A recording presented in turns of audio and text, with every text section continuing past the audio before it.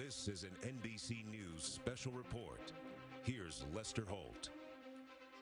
Good evening, everyone. We are coming on the air with breaking news. Supreme Court Justice Ruth Bader Ginsburg has died.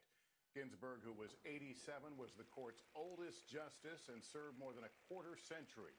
Appointed by Bill Clinton in 1993, just the second woman after Sandra Day O'Connor to serve on the nation's highest court. Ginsburg became an iconic figure in American life, a tireless advocate for women's rights, and a reliable anchor to the court's liberal wing. Her death, coming after multiple health problems in recent years, will now certainly trigger an epic struggle over a replacement with the ideological makeup of the court itself in the balance, all during an election year. Justice correspondent Pete Williams looks back on a remarkable life. Ruth Bader Ginsburg was consistently one of the U.S. Supreme Court's moderate to liberal members. First as a lawyer, then a judge and a justice, she believed the Constitution guaranteed women greater rights. Over the course of now over 2 centuries, it has grown and developed so that more and more people are included in that concept, we the people.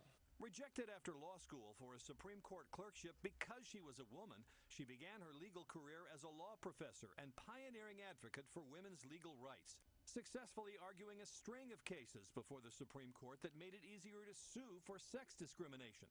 It was President Carter who first appointed her to be a federal judge. She has genuinely distinguished herself. Then in 1993, President Clinton put her on the Supreme Court, making her the second woman justice. It contributes to the end of the days when women, at least half the talent pool in our society, appear in high places only as one-at-a-time performers. At her confirmation hearing, she clearly stated her support for the right to abortion. This is something central to a woman's life, to her dignity.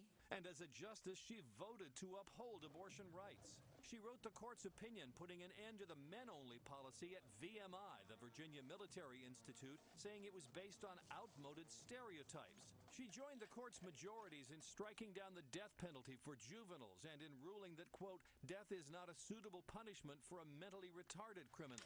She also voted to roll back Bush administration policies in the war on terror. A blistering opinion in a case about equal pay for women renewed her standing as a feminist icon. We welcome today Justice Ruth Bader Ginsburg. She was nicknamed Notorious RBG, a play on a rapper's name, and featured in a documentary movie. I am 84 years old and everyone wants to take a picture with me. She married a fellow student in college, Martin Ginsburg. They had 2 children. Years later, she recalled receiving some practical advice on her wedding day. It pays, Mother said, it pays sometimes to be a little deaf.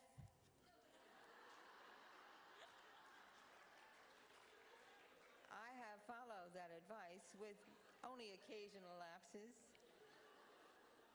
not only at home, but in the places I have worked, and even in relating to my colleagues at the Supreme Court. A passionate opera fan, she appeared in several Washington productions in full costume but in silent roles.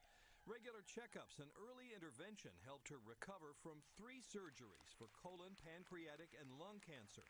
And doctors inserted a stent after discovering blockage in a heart artery. She missed surprisingly few days on the bench. But now the court's most powerful liberal justice is gone. Pete Williams, NBC News at the Supreme Court.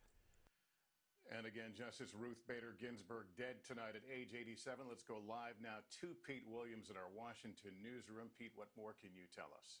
Well, this is a time, obviously, for looking back at her career, but Lester, we can't help but look forward, too, to what happens now with the Supreme Court term ready to start in just 2 weeks, the first Monday in October, the usual start for the Supreme Court term. What will happen now that there's a vacancy?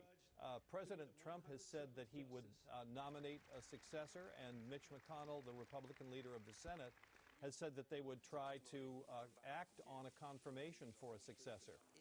The question is, I guess, 2 questions. One is, can the Congress do this in time while before the election? Who knows what's going to happen?